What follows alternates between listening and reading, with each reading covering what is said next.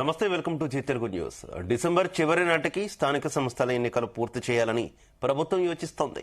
మొదట గ్రామ పంచాయతీ ఎన్నికలు, ఆ తర్వాత ఎంపీటీసీ, జెడ్పీటీసీ ఎన్నికలు నిర్వహించేలా ప్రణాళికలు రచిస్తోంది. పాత రిజర్వేషన్ల ఆధారంగానే ఎన్నికలకు వెళుతూనే పార్టీ పరంగా 42% రిజర్వేషన్లు అమలు చేయనుంది.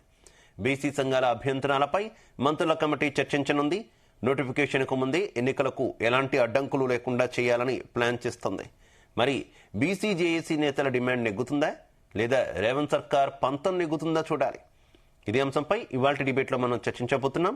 నాతో పాటు డిబేట్లో పాల్పంచుకుంటున్నారు జితేందర్ గారు, టీపీసీసీ సేవాదళ్ అధ్యక్షులు, అలాగే భారతీయ జనతా పార్టీ నాయకులు వెంకటరెడ్డి గారు, మరి కాసేపట్లోని బీఆర్ఎస్ నుంచి బమ్మెర రామ్మూర్తి గారు, అలాగే విశ్లేషకులు నర్రా విజయ్ గారు కూడా మనతో పాటు జాయిన్ అయ్యారు. అందరికీ నమస్కారం. ముందుగా జితేందర్ గారు, నా ఆడియో క్లియర్ గా ఉందా? జితేందర్ గారు ఆడియో క్లియర్ ఉంది. జితేందర్ గారు, మొత్తానికి డిసెంబర్లో స్థానిక సంస్థల ఎన్నికలకైతే మీరు వెళ్తున్నారు. కానీ ఈ బీసీలకు ఇచ్చినటువంటి హామీ మాత్రం అలానే ఉండిపోయింది, పూర్తి చేయలేకపోయారు. పార్టీ పరంగా అయితే ఇచ్చి ముందుకెళ్తా ఉంటున్నారు, కానీ బీసీ సంఘాలు అభ్యంతరం వ్యక్తం చేస్తున్నటువంటి పరిస్థితి. ఏ రకంగా కన్విన్స్ చేయబోతున్నారు బీసీ సంఘాలను? ముందుగా ప్యానెల్లో ఉన్న వారికి మీకు నమస్కారాలండి. మరి ఈ రోజు 12,751 గ్రామ పంచాయతీలు, అదే విధంగా 15వ ఆర్థిక సంఘం 3,000 కోట్ల రూపాయలు నిర్వీర్యమయ్యే పరిస్థితులకు వచ్చింది. ఈ రోజు పరిస్థితి చూస్తే ఈ రిజర్వేషన్ అనేది మేము కామారెడ్డిలో ఇచ్చినటువంటి 42% రిజర్వేషన్ ఇవ్వాలనే సంకల్పంతో ఉన్నాము. అయినా కూడా ఈ రోజు మరి కొంత కోట్ల ద్వారా ఇబ్బందికరంగా రావడంతో ఈ అభివృద్ధి కుంటిపడిపోతుంది. ఈ అభివృద్ధి కుంటిపడిపోతే గ్రామ స్వరాజ్యం అంటే గాంధీ గారు కలలు కన్న గ్రామ స్వరాజ్యం అనేది వెలుగులో ఉండాలి ఎప్పుడైనా కూడా. ఎందుకంటే గ్రామాలు బాగుంటే దేశమే బాగుంటుంది, రాష్ట్రాలు బాగుంటాయి. కాబట్టి మరి ఈ రోజు పరిస్థితి చూస్తే ఏంటంటే, మరి గ్రామ పంచాయతీలో నిధులు లేక కనీసం వీధి లైట్ల వరకు కొంత ఇబ్బందులు ఎదురవుతున్నాయి. మరి ఇది బీసీ రిజర్వేషన్ ఇవ్వాలనే సంకల్పంతో ఉన్నా కూడా మరి ఇది ఈ గ్రామ పంచాయతీలో ఉన్నటువంటి సర్పంచ్లకు పార్టీ గుర్తులతో కాదు, ఇండివిజువల్ గుర్తులతో ఎలక్షన్స్ అవుతాయి. కాబట్టి అక్కడ పార్టీ పరంగా వాళ్ళకు బలపరుస్తూ మరి ఎన్నికలు జరపాలనే నిర్ణయం తీసుకోవడం అనేది ఒక గొప్ప. ఎందుకంటే దాదాపుగా ఇప్పుడు 2 సంవత్సరాలు అయిపోతుంది కాలం ఇది.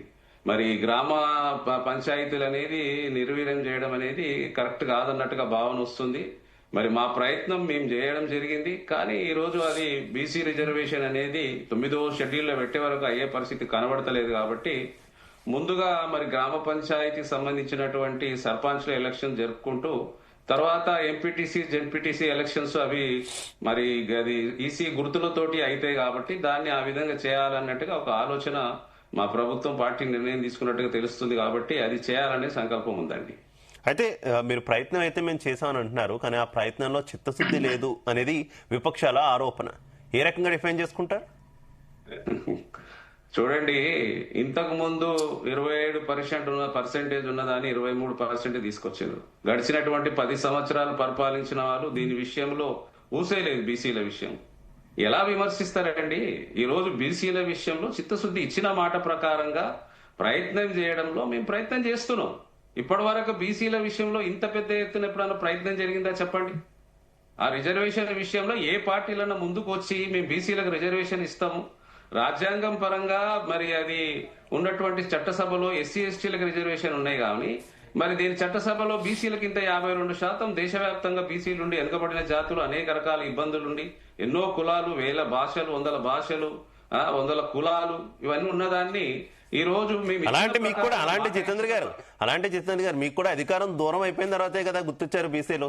ఈ హామీలన్నీ మీరు అధికారానికి దూరం అయిపోయిన తర్వాతే కదా ప్రజలకు ఇచ్చినటువంటి పరిస్థితి. దేశంలో కాంగ్రెస్ ఎన్నాళ్ళు అధికారంలో ఉంది, అప్పుడు గుర్తు రాలేదా ఈ రిజర్వేషన్ అంశం? ఇప్పుడే ఎందుకు గుర్తొచ్చింది, అది కూడా తెలంగాణ నుంచి? ఈ విషయాన్ని పార్లమెంట్ లో గాని బయట గాని మా రాహుల్ గాంధీ గారు ఒప్పుకున్నారండి. ఆ విషయాన్ని అది చేయాల్సింది నేను అప్పుడు ఆ రోజు ప్రభుత్వం, కాంగ్రెస్ ప్రభుత్వం ఉన్నప్పుడే చేయాల్సింది, చేయలేకపోయినామని మా రాహుల్ గాంధీ గారు ఒప్పుకున్నారు కదండి దాన్ని. కానీ ప్రయత్నం చేయడంలో తప్పులేదు కదండి. ప్రయత్నం అయితే చేస్తున్నాం. దానికి అందరూ మరి దానికి సహకరించాల్సిన అవసరం ఉంది. ఇక్కడ ఉన్నటువంటి 2 ప్రధాన పార్టీలు, ఇప్పుడు Congress party national party, BJP party national party, ప్రాంతీయ పార్టీలు ఉన్నాయి. ప్రాంతీయ పార్టీలు బీఆర్ఎస్ కూడా 10 సంవత్సరాల అవకాశం ఉండే, చేయాల్సిన అవసరం ఉండే కదా బీసీలకు. మరి ఈ రోజు బీసీలకు మరి రిజర్వేషన్ కల్పించాలనే సంకల్పంతో ఉన్నటువంటి కాంగ్రెస్ పార్టీ చిత్తశుద్ధితో ఉంది కదా. మేము చేయలేమని అంటలేము కదా, ప్రయత్నం చేసినాము. ఇక్కడ నుంచి అక్కడ వరకు చట్టాలు తెచ్చినాము, ఆర్డినెన్సులు తెచ్చినాము, డెడికేషన్ కమిటీ చేసినాం, రకరకాలుగా ప్రయత్నాలు చేసినాం కదా. చేయకపోతే మా తప్పు ఉంటది. Right. మేము ఇచ్చిన వాగ్దానాన్ని నిలబెట్టుకోవాలి అన్నట్టుగా ఒక సభ పెట్టి దాని ద్వారా 42% రిజర్వేషన్ ఇవ్వాలన్నట్టుగా మేము మాట్లాడినాం. ఇవ్వాలనే సంకల్పంతో ఉన్నాం. మేము ఈ రోజు కూడా అదే సంకల్పంతో ఉన్నాం బీసీల పట్ల. ఓకే ఓకే ఓకే జితేంద్ర గారు, రైట్. మనతో పాటు బీఆర్ఎస్ నాయకులు రామోద్ గారు కూడా జాయిన్ అయ్యారు. ఆయనకి వెల్కమ్ చెప్తూ వెంకటరెడ్డి గారు, నా ఆడియో క్లియర్ గా ఉందా మీకు? ఉంది. నా వాయిస్ వస్తుందా? యా, క్లియర్ గా ఉంది. వెంకటరెడ్డి గారు ఏం చెప్తారు? అంతిమంగా అందరి వేర్లు కూడా కేంద్రం వైపే చూపిస్తున్నటువంటి పరిస్థితి. ఇటు గవర్నర్ దగ్గర పెండింగ్ లో ఉన్నటువంటి అంశం కావచ్చు, అటు రాష్ట్రపతి దగ్గర ఉన్న పెండింగ్ లో ఉన్న అంశం కావచ్చు. అసలు రాజ్యాంగ సవరణ చేయాల్సిందే మీరు, ఎందుకంటే కేంద్రంలో అధికారంలో ఉన్నారు కాబట్టి. అటు బీసీ ప్రధాని ఉన్నా కూడా ఎక్కడ కూడా భారతీయ జనతా పార్టీకి బీసీల మీద చిత్తశుద్ధి లేదు అనేటటువంటి అంశాన్ని ప్రొజెక్ట్ చేస్తున్నటువంటి పరిస్థితి కాంగ్రెస్ ముఖ్యంగా. ఏ రకంగా ఆన్సర్ ఇస్తారు? ఒక్కటే, లైవ్ లో ఉన్న మిత్రులందరూ కూడా నమస్తే. ఇప్పుడు డైలీ సీరియల్ ఉంటది, మనం చూస్తుంటాం రోజు, రేపేమొస్తుంది అనేటువంటి ఒక సెన్సేషనల్. అట్లా రేవంత్ రెడ్డి గారి పాలన బీసీలకు సంబంధించిన 42% అనేటువంటిది కొనసాగింపుగా నడుస్తున్నటువంటిది. నిన్న మంత్రివర్గ సమావేశం అయింది. ఒక స్పష్టత లేదు, ఒక అవగాహన లేదు, న్యాయపరమైనటువంటి ఆలోచన లేదు, ఒక పరిపాలన సంబంధమైనటువంటి ఇబ్బందులు ఏంది అనేటువంటి లేకుండానే రేవంత్ రెడ్డి గారి ప్రభుత్వం 2 సంవత్సరాలు పూర్తి చేసినటువంటి సందర్భాన్ని మీ ద్వారా నేను ప్రజలకు గుర్తు చేస్తున్నటువంటి విషయం. ఎందుకంటే 42% భారతీయ జనతా పార్టీ వ్యతిరేకం కాదు. 42% బీసీల యొక్క అభ్యున్నతి, వాళ్ళ యొక్క సంక్షేమం పట్ల భారతీయ జనతా పార్టీకి ఉన్నటువంటి జాతీయ స్థాయిలో ఉన్నటువంటి చిత్తశుద్ధి ఇంకో కాంగ్రెస్ కు ఉన్నదని నేను భావించడం లేదు. అయితే దాంట్లో అనేక అంశాలు ఉన్నాయి, న్యాయపరమైన అంశాలు ఉన్నాయి. అవన్నీ ఆలోచించకుండా కామారెడ్డిలో మాకు మేలుకొచ్చింది కాబట్టి కర్ణాటక ముఖ్యమంత్రి గారిని తీసుకొచ్చి మేము అనౌన్స్ చేసినాము. తలా అక్కడ వచ్చినటువంటి వాళ్ళందరూ కూడా మెడలో 6 గ్యారంటీలు ఒక కార్డు వేసేసినాము. అది అమలవుతుంది అనేటువంటి పద్ధతిలో కాంగ్రెస్ ముందు చూపు లేని వ్యూహాత్మక పరిపాలన అనుభవం లేనటువంటి రేవంత్ రెడ్డి గారి ప్రభుత్వం చేస్తున్నటువంటి ఒక డ్రామాలో ఇది ఒక భాగం కిందని మేము భావిస్తున్నటువంటిది. ఇప్పుడు సర్పంచ్ ఎలక్షన్స్ ముందు పెడతామన్నారు. తెలియదు వాళ్ళకు 2026 మార్చికి వచ్చేటప్పటికి 15వ ఆర్థిక సంఘం నిధులు మురిగిపోతాయి అనేటువంటి తెలుసు కదా. ఇప్పుడు మాట్లాడుతున్నారు, మళ్ళీ ఏమంటున్నారు? దాంట్లో అక్కడ స్పష్టత ఉందా చూడండి మీరు. వాళ్ళు చెప్పినటువంటి ప్రెస్ బ్రీఫ్ చేసినటువంటి మంత్రులు ఎవరైతే 2 మంత్రులు ఉన్నారో దాంట్లో కనపడేటువంటిది నాకు అర్థమైంది ఏంటంటే, మేము పాత పద్ధతిలో వెళ్తాము సర్పంచుల వరకు, ఆ తర్వాత ఎంపీటీసీ జడ్పీటీసీ చేస్తాము. ఇప్పుడు మళ్ళీ పార్టీ పరంగా 42% ఇస్తాము. అయినా కూడా మేము డెడికేటెడ్ కమిషన్ నుంచి సమాచారం సేకరిస్తాము అనేటువంటి ఒక లిటిగేషన్ పెట్టినారు. అతని అభిప్రాయాలను డెడికేటెడ్ కమిషన్, ఆ డెడికేటెడ్ కమిషనే ఒక అమలుకు వీలుగానేటువంటిది. ఇప్పుడు డెడికేటెడ్ కమిషన్ కు సంబంధించి జీవో 9 ఇచ్చినారు. 9 జీవోలో డెడికేటెడ్ కమిషన్ ఏముందండి? ఆయన వెంకటేశ్వరరావు గారు, భూసాల వెంకటేశ్వరరావు గారు డేటా కలెక్ట్ చేసిందా? ప్లానింగ్ డిపార్ట్మెంట్ వాళ్ళు, ప్రభుత్వ డిపార్ట్మెంట్ చేసి ఆయన ముందు టేబుల్ మీద పెట్టినారు. నేను ఎందుకు మాట్లాడుతున్నానంటే, మీరు ఒకసారి చూడండి జీవో 1, 2, 3 రెఫరెన్స్ ఇచ్చినారు 9 జీవోలో. దాంట్లో ఏంటంటే డెడికేటెడ్ కమిషన్ కంటే ముందే డేటా కలెక్ట్ చేసినారు. తర్వాత హైకోర్టు మెట్టికాయలు వేసిన తర్వాత మీరు అట్టెట్లా చేస్తారు, డెడికేటెడ్ కమిషన్ ఉండాలంటే అప్పుడు ఆయన తీసుకొచ్చి పిక్చర్లోకి తీసుకొచ్చినారు. ఆ లోపల డేటా 25 రోజుల డేటా వచ్చేసింది. ఆయన ముందు పెట్టి వీళ్ళే చెప్పి ఇది అని చెప్పినారు.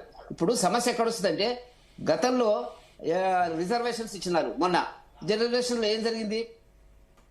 మామూలుగా ఎస్సీ ఏది, ఎస్టీ ఏది, బీసీ ఏది, అదర్ వర్గాలకు ఏది అనేటువంటిది ఏ యూనిటీ తీసుకున్నారు. ఆ యూనిటీ తీసుకున్నప్పుడు క్యాలిక్యులేషన్ వేరే రకంగా ఉంటుంది. ఇప్పుడు ఏ రకంగా మళ్ళీ దీన్ని రివైజ్ చేయాలా? రివైజ్ చేసి 42% మేము ఇస్తాము అంటే, సపోజ్ బీసీలను మరింత ఇబ్బందులు పెట్టేటువంటి కుట్ర ఇంత పెద్ద ఎత్తున రేవంత్ రెడ్డి గారు ఎందుకు చేస్తారో మాకు అర్థమైతే లేదు. వాళ్ళు పాపము ఇతర ఆర్థికంగా బలపడ్డటువంటి అగ్రకులాలతో పోటీ పడలేము అనేటువంటి పద్ధతుల లోపలే మీరు 42% తెచ్చిండ్రు. బ్రహ్మాండంగా ఉంది. అది అమలుకు వీలైతుందా కాదా అనే ఆలోచన మీకు లేదు. ప్రచారం కోసం, ఓట్ల కోసం, సీట్ల కోసం, మా భారతీయ జనతా పార్టీని మీద బురద జల్లడానికి కోసం ఇవాళ మీరు తెచ్చినటువంటి తప్ప మీకు ఒక ఆలోచన లేదు. నెంబర్ 1 పాయింట్ అవన్నీ జరుగుతున్నాయి. ఇప్పుడు మేము ఒక జాతీయ స్థాయిలో, మేము దేశ స్థాయిలో కులగణనకు సంబంధించినటువంటి ఒక కమిషన్ వేసినాము. డేటా వస్తుంది మార్చి 27, 31 లోపల, అంటే ఇంకా సంవత్సరాల మీద 2-3 నెలల లోపల, 3 నెలల లోపల డేటా వస్తుంది. దానికి ఒక వ్యూహం వస్తుంది. దాని ప్రకారంగా భారతీయ జనతా పార్టీ రేపు దేశ స్థాయిలో, ఒక తెలంగాణలో మాకు మిగతా ఏం జరిగిందో చెప్పమనండి. ఇండి గ్రూప్ ఉంది కదా, వాళ్ళు 235 మంది సభ్యులు ఉన్నారు కదా, దానిలో తీర్మానం చేసిండ్రా? పార్లమెంట్ రాహుల్ గాంధీ గారు చర్చకు పెట్టిండ్రా? అక్కడ ధర్నాకి, ఒక్క నిమిషం, ఢిల్లీలో జరిగే ధర్నాకే వాళ్ళు రాలేదు. వాళ్ళు ఇవాళ మా కేంద్రం వైపు చూపిస్తున్నామంటే మీకు కడుపు నొప్పి లేస్తే మీరు టాబ్లెట్ వేసుకొని తక్కువ కాకపోతే మా వైపు వస్తున్నటువంటి పరిస్థితి ఉందండి. ముందు అడిగారా మాకు టాబ్లెట్ ఏదైనటువంటిది? కాబట్టి కాంగ్రెస్ పార్టీ తెలంగాణలో బీసీలను పక్కా మోసం చేసి ఇప్పుడు 42% పార్టీ పరంగా ఇస్తామని చెప్పి మరింత వాళ్ళని ఇబ్బందులకు గురి చేసేటువంటి ఒక కుట్ర జరుగుతుంది. అది బాధనిపిస్తుంది. బహుశా ఈ 75 ఏళ్లలో బీసీలను ఈ రకంగా కాంగ్రెస్ ముఖ్యమంత్రులు మోసం చేసినటువంటి మొదటి చివరి ముఖ్యమంత్రి రేవంత్ రెడ్డి గారు మిగిలిపోతారు. Right right okay. రామ్మూర్తి గారిని ఆడియో క్లియర్ గా ఉందా మీకు? రామ్మూర్తి గారు, మొత్తానికి స్థానిక సంస్థల ఎన్నికలకు కాంగ్రెస్ సర్కార్ వెళ్తుంది, పార్టీ పరంగా రిజర్వేషన్లు అమలు చేసి వెళ్తామంటున్నారు. ఏంటి పార్టీ మీరు అందరూ అన్ని పార్టీలు కూడా ఇంక్లూడింగ్ బీఆర్ఎస్ ఈ 42% రిజర్వేషన్లకు మద్దతు ఇస్తున్న నేపథ్యంలో మీరు కూడా పార్టీ పరంగా ఈ 42% రిజర్వేషన్లు ఇచ్చి ఎన్నికలకు వెళ్తారా? అసలు ఈ నిర్ణయాన్ని స్వాగతిస్తారా? ఫస్ట్ ఆఫ్ ఆల్ అందరికీ నమస్కారం. జీ తెలుగు ప్రేక్షకులకు, నాతోటి డిబేట్ లో పాల్గొంటున్న పెద్దలకు, మీకు అందరికి కూడా నమస్కారం తెలియజేస్తూ, వాస్తవానికి అసలు ఎక్కడ చేయాల్సింది ఎక్కడ చేస్తున్నారు, ఎవరు ప్రామిస్ చేశారు, ఎందుకు ప్రామిస్ చేశారు, ఎలాంటి ఆలోచనతోటి ప్రామిస్ చేసిండ్రు, వీళ్ళు పోరాటం ఎక్కడ చేస్తున్నారు, బీఆర్ఎస్ పార్టీ ఎక్కడ అడ్డుకున్నది అనేది విషయాలు మనం మాట్లాడుకోవాల్సిన అవసరం ఉన్నది.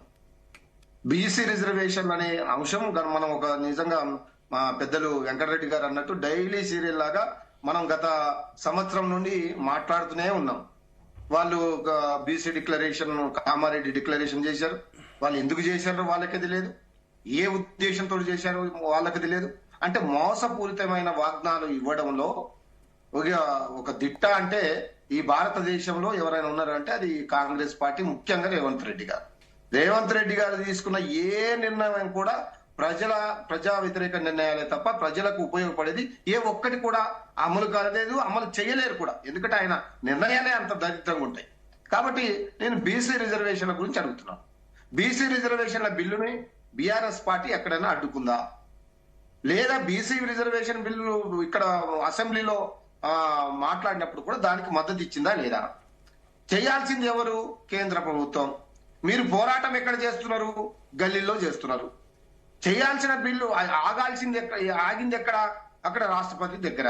కాబట్టి మీరు చేయాల్సింది చేయకుండా, పోరాడాల్సిన కాడ పోరాడకుండా మమ్మల్ని నిందించడం ఇది చాలా దుర్మార్గమైన చర్య అని అంటున్నాం. బీఆర్ఎస్ పార్టీ మాకు రాజ్యసభలో 5 సీట్లు ఉన్నాయి, పార్లమెంట్ లో లేవు.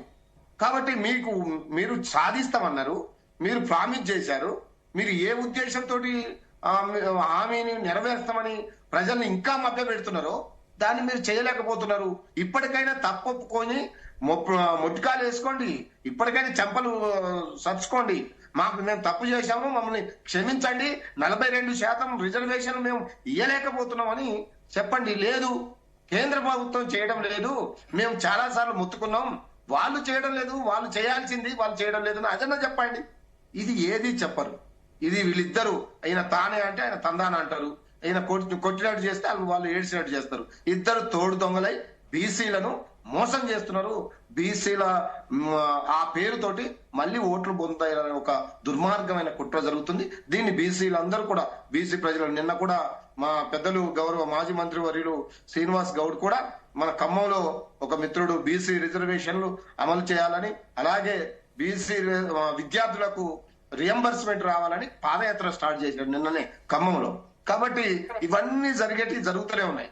కాబట్టి మీరు చేయాల్సింది చేయకుండా ప్రతిపక్షాలపై, ముఖ్యంగా బీఆర్ఎస్ పార్టీపై నోరు బారేసుకోవద్దు, వారిని నిందించొద్దని ఈ సందర్భంగా మీకు తెలియజేస్తూ, ఒక పక్క రైతులు అకాల వర్షాల వల్ల పత్తి పంట కేంద్రం ఇచ్చిన మద్దతు ధరకు కొనకుండా దళారులు మొత్తం మోసం చేస్తుంటే ఇవాళ మా కేటీఆర్ గారు, హరీష్ రావు గారు, మా నాయకులు మొత్తం రాష్ట్రంలో ఉన్న పత్తి యార్డులు సందర్శిస్తున్నారు, అక్కడ రైతులతో మాట్లాడుతున్నారు, వాళ్ళ బాధలలో పాలు పంచుకుంటున్నారు. నిజంగా వాళ్ళ కన్నీళ్లు తూర్చే ఒక గొప్ప కార్యక్రమం ఈ రోజు బీఆర్ఎస్ పార్టీ తీసుకున్నది.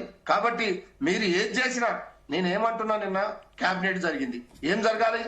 ఇగో ఇది అభివృద్ధి చేసినాం, ఇగో ఇది చేయాల్సి ఉంది, ఇగో ఇది రైతులకు చేసినాం, ఇది చేయాల్సి ఉంది, ఈ హామీలు నెరవేర్చినాం, ఈ హామీలు నెరవేర్చాల్సి ఉంది, ఇగో ఇవి మేము చేస్తాము, ఇగో ఇప్పుడు చేస్తామని చెప్పాల్సిన బాధ్యత ఉన్న కేబినెట్ ఏ ఒక్కటి కూడా చెయ్యకుండా ఏదో మళ్ళా మభ్య పెట్టాలని, ప్రజల్ని మళ్ళీ మోసం చేయాలని, మళ్ళీ ఆ పేరుతో బీసీల పేరుతో మళ్ళీ ఏదో ఓట్లు పొందాలనే ఒక దుర్మార్గమైన కుట్రను దీన్ని ప్రజలంతా గమనిస్తున్నారు. దీన్ని తీవ్రంగా బీఆర్ఎస్ పార్టీ ఖండిస్తున్నది. Right, okay. నర్రా విజయ్ గారు నమస్తే. నా ఆడియో క్లియర్ గా ఉందా మీకు? Okay okay okay. Yeah, Narra Vijay గారు, అన్ని పార్టీలు చెప్పింది మీరు విన్నటువంటి పరిస్థితి. మరోపక్క అటు బీసీ సంఘాలు మాత్రం ఖచ్చితంగా కూడా రాజ్యాంగపరంగా రిజర్వేషన్ అమలు చేసిన తర్వాతే ఎన్నికలకు వెళ్లాలంటున్నారు. కోర్టుల్లో కూడా ఈ ఎన్నికల అంశం ఉంది.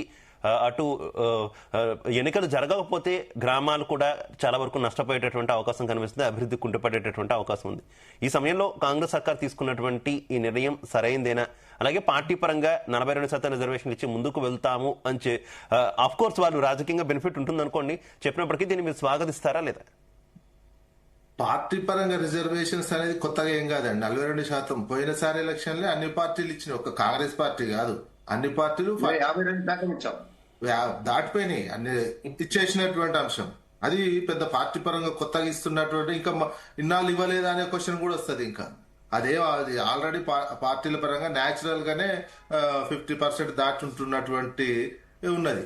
ఇక్కడ ఏంటి క్వశ్చన్ ఏంటంటే, రాజ్యాంగబద్ధంగా మేము చట్ట ప్రకారము 42% ఇస్తామని ఎన్నికల సమయంలో కాంగ్రెస్ పార్టీ అంటే 60 సంవత్సరాలు పరిపాలించిన అత్యంత అనుభవం ఉన్నటువంటి పార్టీ చెప్పినటువంటిది. రాహుల్ గాంధీ గారు ఇన్నాళ్ళు చేయలేకపోయినాయని చెప్పారు కదా, మరి రాహుల్ గాంధీ గారే 60 సంవత్సరాల నుంచి పరిపాలించిన కాంగ్రెస్ పార్టీకి రాజ్యాంగ సవరణ చేసి 5th షెడ్యూల్లో పెడితేనే దీనికి వీలవుతుంది అనే విషయం తెలిసి ఉద్దేశపూర్వకంగా ఇచ్చారు అంటే మోసం చేయటానికే ఇచ్చారనేది చాలా క్లియర్ అర్థమవుతుంది.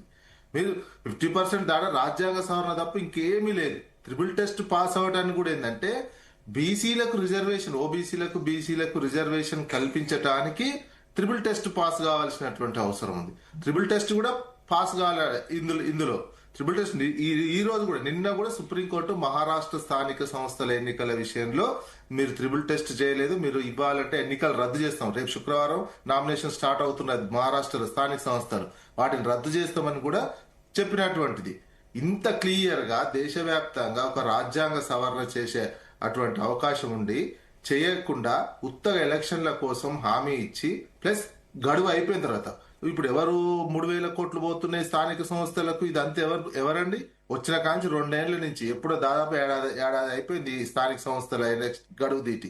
ఇవన్నీ మీరు వచ్చిన కొత్తనే సాధ్యం. ఒకవేళ మీరు ఇట్లాంటి ప్రాసెస్ చేసి కూడా సాధ్యం కాదు అని చెప్పటానికి ఇన్ని రోజులు టైం ఎందుకు? అది మోసం చేయడానికి చేసినా ఇన్ని రోజులు అవసరం లేదు.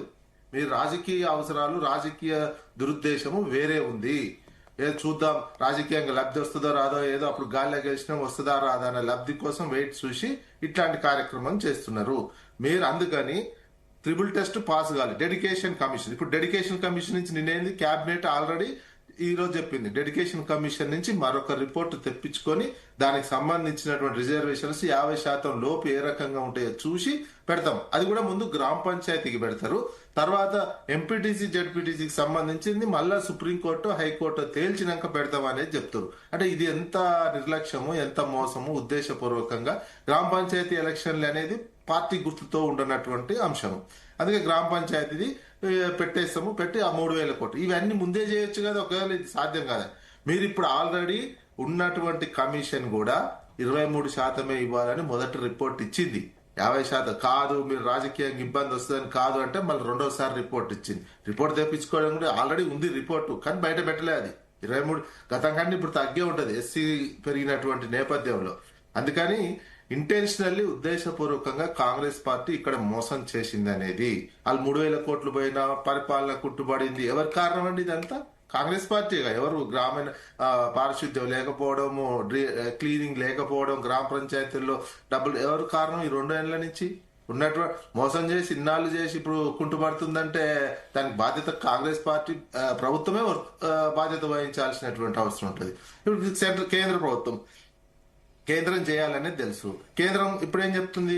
మేమే బీసీ జనగణన చేస్తాము, యాక్చువల్ గా కులగణన ఇదంతా చేయాల్సింది కేంద్రమే చేస్తుంది. ఇప్పుడు కేంద్రం మేము ఇప్పుడు రాబోయే జనాభా లెక్కల్లో కులగణన చేస్తాము, కులగణన చేసిన తర్వాత బీసీ రిజర్వేషన్లు మేమే నిర్ణయం తీసుకుంటామని కేంద్ర ప్రభుత్వం చెప్తున్నటువంటి అంశం. ఇంకా అది చెప్పిన తర్వాత కూడా మీరు డెడికేషన్ కమిషన్ అని ఇవన్నీ మోసం చేసేటువంటి ఉద్దేశంతో ఈ రకమైనటువంటి నిర్ణయం ఇందాక సాగదీసి మోసం చేసినటువంటిదే తెలిసిపోతుంది. ఇప్పటికైనా అది సాధ్యం కాదని మీరు ఎట్లా రాహుల్ గాంధీ తప్పైందని గతంలో మేము చేయాల్సి ఉండే చేయలేదని చెప్పినాం కదా, ఈ పని కూడా మొదలే చేస్తే అయిపోతుంది. ఇప్పుడు కూడా మేము చేయలేమని ముందు మేము ఉత్తుత హామీ ఇచ్చినాము, మోసపూరితమైనటువంటి హామీ ఇచ్చినాం అని చెప్పి ఎలక్షన్లకు పోతే అదో తీరు ఉంటుంది. పార్టీ పరంగా అన్ని పార్టీలు ఇచ్చేసినాయి. పోయిన స్థానిక సంస్థల ఎన్నికలనే 50% దాటి ఉన్నారు. జిహెచ్ఎంసీలో మొత్తం చూస్తే అందరు కలిసి 70% దాకా ఉన్నారు. చూడండి ఇప్పుడు ఉన్న రిజర్వేషన్ల ప్రకారం కాకుండా ఎక్కువనే ఉన్నటువంటి ఉన్నది. సాసిద్ధంగా జరుగుతున్నటువంటి ప్రక్రియ అది. Right right. జితేందర్ గారు ఏం చెప్తారు? ఇటు విజయ్ గారు కావచ్చు, రామ్మూర్తి గారు కావచ్చు, మనకి వెంకటరెడ్డి గారు కావచ్చు, చాలా అంశాలను ప్రస్తావించారు. అందరి వేలు మీ వైపే చూపిస్తున్నటువంటి పరిస్థితి. ఇంకా మనకి విజయ్ కుమార్ గారు అయితే తేల్చేశారు, మీరు మోసమే చేశారు బీసీలకు అంటున్నారు. తెలిసి మోసం చేసే వాళ్ళం అయితే మన జరిగినటువంటి జూబ్లీ హిల్స్ ఎలక్షన్స్ లో ఒక యాదవ్ బిడ్డకు బీసీ బిడ్డకు టికెట్ ఎందుకు ఇస్తామండి? అక్కడ కూర్చున్నటువంటి ఇద్దరు పెద్దలు కూర్చున్నారు, మరి వాళ్ళు ఎందుకు ఇవ్వలేదు? మేము చిత్తశుద్ధి ఉంది, చేయాలనే సంకల్పం ఉంది, చిత్తశుద్ధి ఉంది, చేయాలనే ఆలోచనతోటే పెట్టగలిగినాము. ప్రయత్నం చూడండి, ఇప్పటి వరకు బీసీల విషయంలో ఎవరు ప్రయత్నం చేయలేదు. కాంగ్రెస్ పార్టీ ప్రయత్నం చేస్తుంది. ప్రయత్నం చేయడం కూడా తప్పంటే ఎట్లా? ఆ రోజు అసెంబ్లీలో బిల్లు ప్రవేశపెట్టినప్పుడు మరి ఇక్కడ మా ఇద్దరు ఉన్నారు, ఇప్పుడు బీఆర్ఎస్ ఉంది, బీజేపీ ఉన్నారు, వెంకరెడ్డి గారు ఉన్నారు, రామ్మూర్తి గారు ఉన్నారు. ఆ రోజు ఆ పార్టీలు అనేది ఇది ఎలా జరుగుతుంది, ఇది కాన్స్టిట్యూషన్ లో ప్రాబ్లం వస్తుంది, 9th షెడ్యూల్ లో పెడితే ఇబ్బందులు అవుతాయి, మీరు చేయలేరని చెప్పి ఆ రోజు అబ్జెక్షన్ చేయాల్సిన అవసరం ఉండే. కానీ ప్రయత్నం అందరం కలిసి ప్రయత్నం చేసినాం. అయితే కోర్టులో కేసులకు సంబంధించి కూడా మిమ్మల్ని నిందిస్తున్నటువంటి పరిస్థితి కదా జితేందర్ గారు. ఒక పక్క ముందుకు తోస్తూనే బీసీలను కాలు పెట్టి వెనక్కి లాగుతుంది కాంగ్రెస్ పార్టీ. అగ్రవర్ణాల చేత, ఆయా సంఘాల చేత కోర్టులో కేసులు వేయించింది కూడా ముఖ్యమంత్రి రేవంత్ రెడ్డి అంటూ కూడా ఆరోపిస్తున్నారు. నిజమా? ఇది తప్పుడు ఆరోపణలండి. అలాంటి సంకల్పమే, అలాంటి విషయమే ఉంటే జూబ్లీ హిల్స్ లో ఎందుకు మేము బీసీలకు ఇస్తామండి? ఈ రోజు అక్కడ బీజేపీ ఎవరికి ఇచ్చింది, బీఆర్ఎస్ ఎవరికి ఇచ్చింది, చిత్తశుద్ధి ఎవరికి ఉందో లేదో అనేది ప్రజలు గమనిస్తున్నారు. ఈ రోజు దాదాపుగా 24,000 మెజార్టీతో ఒక బీసీ బిడ్డ గెలిచిండు ఈ రోజు. ఇప్పుడు అదే విధంగా పార్టీ పరంగా చూస్తే మా దగ్గర బీసీ అనే పిసిసి అధ్యక్షుడు బీసీ ఉన్నాడు. ఇప్పుడు రకరకాలుగా మా ప్రయత్నాలు ఈ ఉన్నటువంటి 75 సంవత్సరాలలో కొంత ఇబ్బందికరంగా జరిగినా కూడా ఈ మధ్య కాలంలో ఒక ఉన్నత వర్గంలో పుట్టినటువంటి ముఖ్యమంత్రి గారు కూడా బీసీల సంక్షేమం, బీసీలు వెనుకబడిపోయారు, వాళ్ళకి చేయాల్సిన అనే సంకల్పంతో పనిచేస్తున్నారు. దాన్ని తప్పుపడితే ఎలా అండి? మరి ప్రయత్నం చేస్తున్నప్పుడు అన్ని పార్టీలనే సహకరించాలి. ఇప్పుడు కేంద్రం ఉన్నది, కాదు బాబు ఇప్పుడు చేయకండి, మీరు తర్వాత చేయండి. ఇప్పుడు లోకల్ గా ఉన్నటువంటి బీజేపీ వాళ్ళు ఉన్నటువంటి అసెంబ్లీలో పెట్టినప్పుడు ఎమ్మెల్యేలు చెప్పాల్సిన అవసరం ఉండే, అందరు చెప్పాల్సిన అవసరం ఉండే. ఇప్పుడు పెట్టకండి, తర్వాత అది మనకు నేషనల్ లెవెల్లో ఉన్నటువంటి కేంద్ర ప్రభుత్వం నిర్ణయం తీసుకున్నప్పుడు చేద్దాం అన్నట్టుగా చెప్పాల్సింది, ఆపాల్సింది ఉండే. కానీ మాకు చిత్తశుద్ధి ఉంది. అదే కదా జితేందర్ గారు, అసలు మీరు ఎవరిని అడిగి చేశారు అనేదే కదా. ఇప్పుడు ఎవరిని సంప్రదించలేదు, మీరు సొంతంగా హామీ ఇచ్చారు, సొంతంగా అన్ని చేసుకుంటూ వెళ్లారు. కనీసం ఈ విషయంలో మొత్తం అఖిలపక్షాన్ని తీసుకొని ఢిల్లీకి కూడా వెళ్ళలేదు, ప్రధానమంత్రిని కూడా కలవలేదు అనేటువంటి విమర్శ ఇప్పటికీ ఉంది. అంత చిత్తశుద్ధి ఉంటే అన్ని పార్టీలను తీసుకుని వెళ్లాల్సింది కదా అని కూడా అడుగుతున్నారు. ఇప్పుడు ప్రధానమంత్రి గారికి దగ్గర అనేక దఫాలుగా మా కాంగ్రెస్ పార్టీకి సంబంధించినటువంటి మంత్రులు గాని, సీఎం గారు గాని అపాయింట్మెంట్ మళ్ళీ అక్కడికే వస్తున్నారు. మీరు అదే ఇందాక నేను ప్రస్తావించిన అంశం కూడా అదే, మీరు మాత్రమే చేస్తుంటే మీ సొంత విషయంలో ఈ విషయాన్ని ముందుకు తీసుకెళ్తూ ఉంటే, మీ సొంతంగా చేసుకుంటూ ఉంటూ మిగిలిన పార్టీలు ముందుకు రాలేదు, వారు సహకరించట్లేదు అన్న ఎంతవరకు కరెక్ట్ అవుతుంది? ఇప్పుడు అక్కడ అపాయింట్మెంట్ అనేది ఇస్తే కదండి అందరిని తీసుకెళ్ళడం. ఏం చేస్తారు? అపాయింట్మెంట్ వెంకటరెడ్డి గారు ఒక నిమిషం ఆగండి జరా, నేను మాట్లాడుతున్నాను కదా, మీరేమో చక్కగా నడుస్తుంది, ఈ రోజు అందరం ప్రశాంతంగా ఉన్నాం, ఎందుకు గొడవ? కాబట్టి అక్కడ ప్రైమ్ మినిస్టర్ గారు గాని, రాష్ట్రపతి గారి దగ్గర అపాయింట్మెంట్ కోసం అడిగినప్పుడు వాళ్ళు ఇవ్వలేదు. దాని వల్లనే కదా ప్రాబ్లం వచ్చింది. ఇదంతా ఆల్రెడీ మేము ఢిల్లీకి వెళ్ళినాము, ధర్నా చేసినాము, మేము చేయగలిగే ప్రయత్నాలు అన్ని చేస్తున్నాం. రేపు రాబోయే కాలంలో కూడా ఇప్పుడు కోర్టు అడ్డుకున్నది, మేము మా చిత్తశుద్ధి లేకుండా అన్ని రకాలుగా జీవోలు ఇచ్చినాము, ఎలక్షన్ డిక్లేర్ చేసినాము, కోర్టు అడ్డుకున్నది. కోర్టు అడ్డుకున్నప్పుడు పార్టీలు కూడా సమ్మతమై చేయాల్సిన అవసరం అన్ని పార్టీలలో మరి 42% రిజర్వేషన్ బీసీలకు ఇచ్చేస్తే అయిపోతుంది కదా, ఇబ్బంది ఏముంది? అన్ని సీట్లు మీరు ఇప్పుడు ఉన్నటువంటి 3 పార్టీలల్లా 3 పార్టీలు ప్రముఖంగా ఇక్కడ ఉన్నాయి. 3 పార్టీలు సమిష్టిగా బీసీలకు టికెట్లు ఇచ్చి ఇంకొకరికి ఇవ్వకపోతే జరగదండి. అది సంకల్పం అయితే ఉండాలి కదా, బీసీలకు చేయాలనే సంకల్పం. మీరు చెప్పిన జితేందర్ గారు పార్టీల పరంగా ఓకే, అన్ని పార్టీలు 42% ఇస్తాయి. ఇందాక ఆల్రెడీ విజయ్ గారు చెప్పారు, గతంలో అంతకంటే ఎక్కువ కూడా ఇచ్చిన సందర్భాలు కూడా ఉన్నాయని అన్నారు. మరి విద్యా ఉద్యోగ అవకాశాలు ఎలాగా? ఇవంటే రాజకీయ పార్టీలు ఇచ్చేస్తాయి, మిగిలిన అంశాల్లో అప్పుడు అది కూడా క్వశ్చన్ రైజ్ అవుతుంది కదా. అదే ఇప్పుడు మనకి ఇప్పుడు తమిళనాడులో ఇచ్చిండ్రు, మధ్యప్రదేశ్ లో ఇచ్చిండ్రు.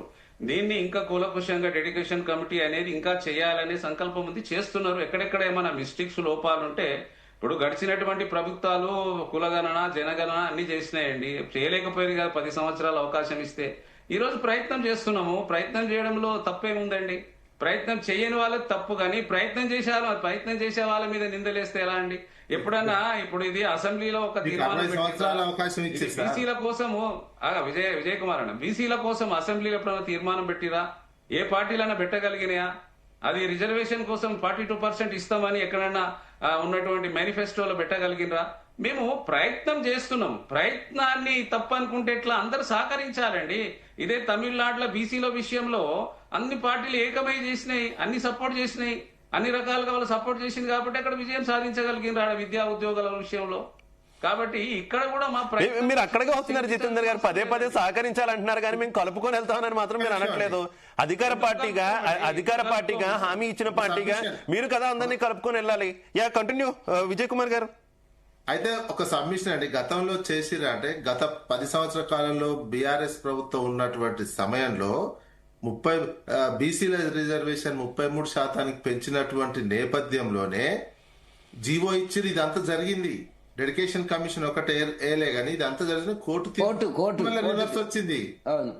ఇవన్నీ తెలియక కాదు వాళ్ళకి, ఇది ఎంత ఎవరు ట్రై చేయలేదని అనడం అనేది అసలు సత్యదూరమైనటువంటి మాట. అది ఆ రకంగా గతంలో ట్రై చేసి కోర్టు తీర్పు ఇచ్చిన తర్వాతనే నోటిఫికేషన్ ఇచ్చే కోర్టు తీర్పు వచ్చిన తర్వాతనే మళ్ళీ 27% వచ్చింది, 50% కోర్టు ఇచ్చినటువంటి నేపథ్యం.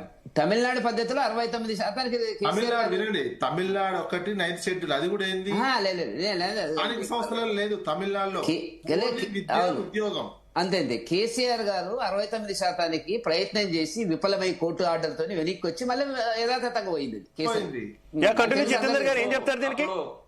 10 సంవత్సరాలు మరి అప్పుడు ఆ రోజు కేసీఆర్ గారు ఉన్నారు, మోడీ గారికి కేసీఆర్ గారికి అనుసంధానం ఉండే కదండి.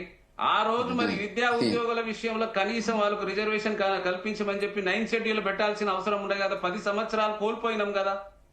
ఆ రోజు మోడీ గారైతే అన్ని రకాలుగా అన్ని పద్ధతుల మీద అన్ని బిల్లుల మీద అన్ని రకాలుగా సహకరించిన వాళ్ళు. మరి కేసీఆర్ గారు ఉండే బీఆర్ఎస్ ప్రభుత్వం 10 సంవత్సరాలలో ఏం చేసిందండి?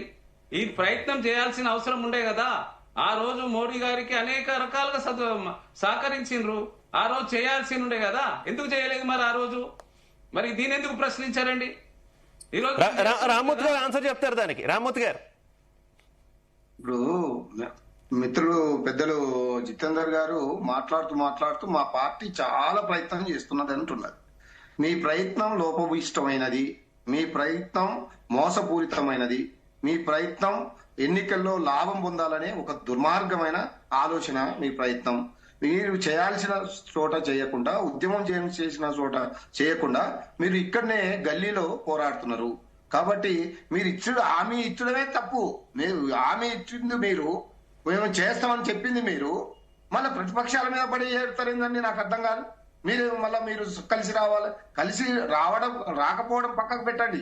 అసలు మీరు ఎక్కడన్నా కలుపుకొని పోతే కదా, ఎక్కడన్నా కనీసం రండి రాష్ట్రపతి దగ్గరికి పోదాం లేదా ప్రధానమంత్రి దగ్గరికి పోదాం అని అఖిల పక్షాన్ని ఎక్కడన్నా పిలిస్తే కదా. మీకు చేతగాక చేతులు ఎత్తేసి ఇది కాదని తెలిసి ఇక మాయ మాటలు చెప్పి ప్రతిపక్షాలను నిందించుడు, ఇది ఇప్పటికైనా బంద్ చేసుకోండి. ప్రజలకు అర్థమైపోయింది, బీసీలకు మరీ బీసీ ప్రజలకు అర్థమైపోయింది. మీరు ఇచ్చిన హామీ దొంగ హామీ, మోసపూరితమైన హామీ, మీకు చేతగానే హామీ ఇచ్చారు, దాన్ని ప్రతిపక్షాల మీద రుద్దాలనే ఒక దుర్మార్గమైన కుట్ర చేస్తున్నారు. అది ప్రజలకు అర్థమైపోయింది. కాబట్టి మీరు ఇచ్చుడేది మేము చెప్తున్నాం కదా. ఇంతకుముందు మా విజయ్ కుమార్ గారు చెప్పినట్టు ఆల్రెడీ మేము 52 నుంచి 58% బీసీ రిజర్వేషన్ ఇచ్చాము, బీసీలకు ఇచ్చాము. అన్ని వర్గాలకు, అటు సర్పంచ్లకు కానీ, ఎంపీటీసీలకు కానీ, జడ్పీటీసీలకు కానీ అందరికి ఇచ్చాము. వారు గెలిచారు. ఇక్కడ ఏమైతుందంటే పార్టీలల్లా మీకు అర్థం కాదు. ఇప్పుడు బీజేపీ ఉంది, కాంగ్రెస్ ఉంది, బీఆర్ఎస్ పార్టీ ఉంది. బీసీ రిజర్వేషన్ 42% పార్టీల వైజ్ గా ఇస్తామంటున్నారు. మేము ఇచ్చే కాడ వాళ్ళు ఇవ్వరు, వాళ్ళు ఇచ్చే కాడ వీళ్ళు ఇవ్వరు. అక్కడ ఎవరు మళ్ళా అగ్రకులాలు ఉన్నారో లేదా ఎవరైతే ఆర్థికంగా ఎక్కువ ఉన్నారో వాళ్ళే గెలుస్తారు. ఇప్పుడు జరిగేది ఏంది? అదే మోసం. మళ్ళీ బీసీలను మోసం చేయాలని కాంగ్రెస్ పార్టీ కంకణం కట్టుకున్నది. కాబట్టి ఈ పద్ధతి పార్టీలు మీరు ఇవ్వండి మేము ఇస్తాం, మీరు ఇచ్చేది ఏంటి పోయి నాకు అర్థం కాదు.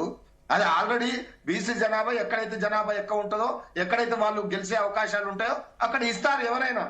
అది మీరు చెప్తేనే ఇవ్వాలి, మీరు చెప్తే మేము ఇస్తున్నాం కాబట్టి మీరు ఇస్తున్నారు అని చెప్పేది ఇది దుర్మార్గమైన చర్య. దీన్ని ఇప్పటికైనా బంద్ పెట్టుకొని చట్టాన్ని చేయండి. చట్టం చేస్తే ప్రతి ఒక్కరు ముగ్గురు బీసీలే ఉంటారు. ఆ ముగ్గురు బీసీలు పోటీ చేస్తే ఆ ముగ్గురులో ఒక బీసీ గెలుస్తారు.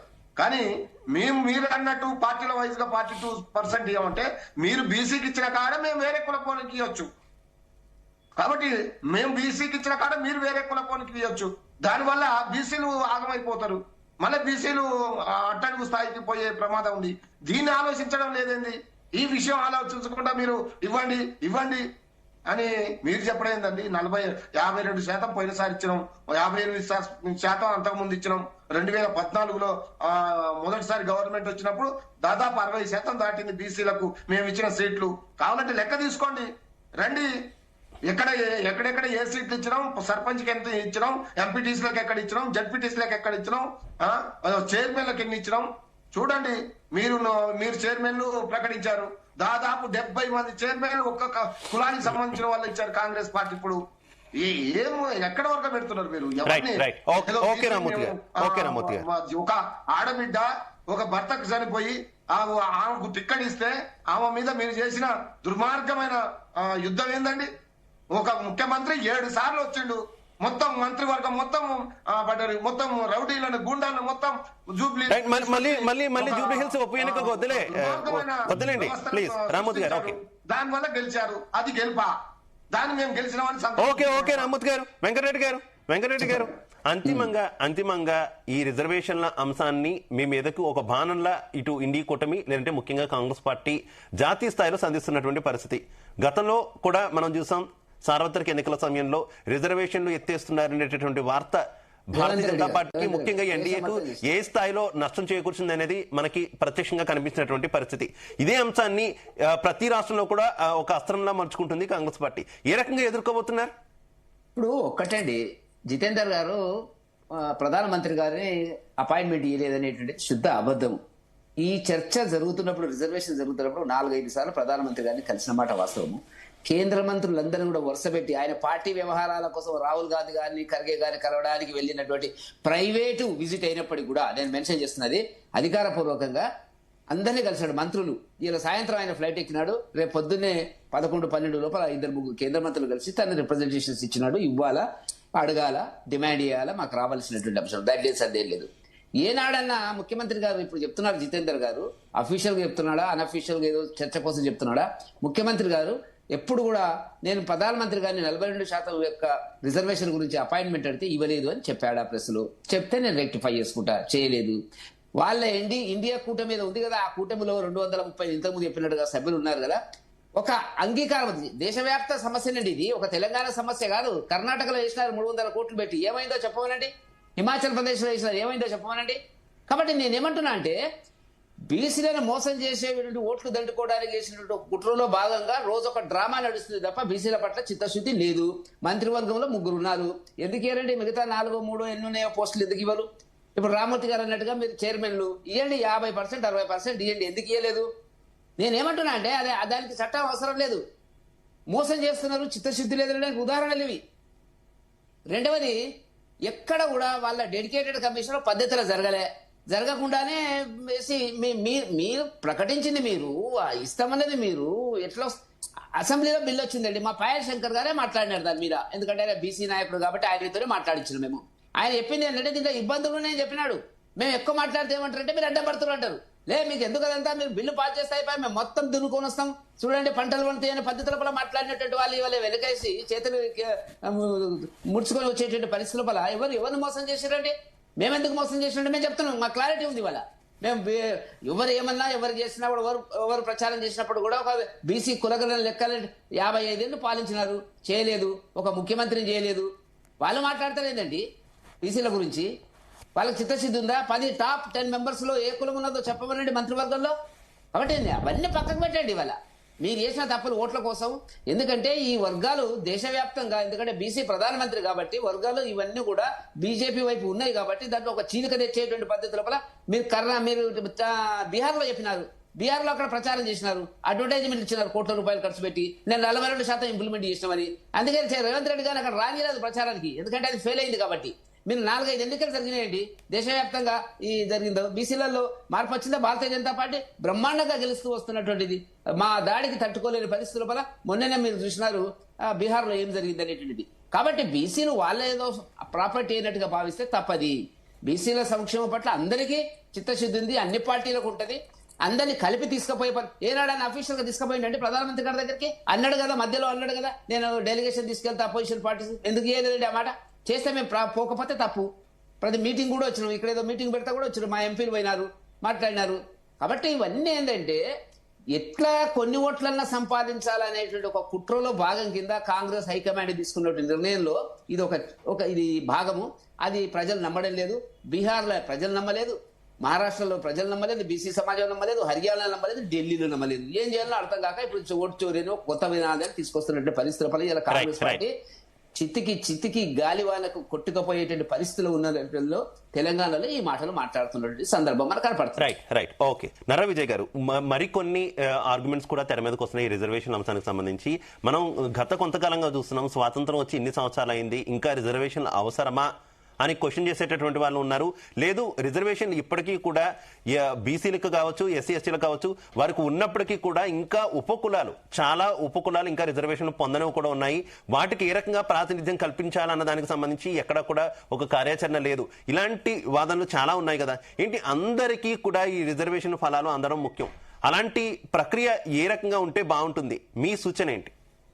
దీనికి సమగ్రంగా జాతీయ స్థాయిలోనే కేంద్ర ప్రభుత్వంలో కుల గణన చేసి కులాలు ఏ వెనుకబాటు తరంతో ఉన్నాయి అనేది గుర్తించి అందరికీ న్యాయం జరిగే విధంగా చేయాల్సినటువంటి బాధ్యత కేంద్రమే తీసుకోవాల్సినటువంటి అవసరం ఉంటుంది.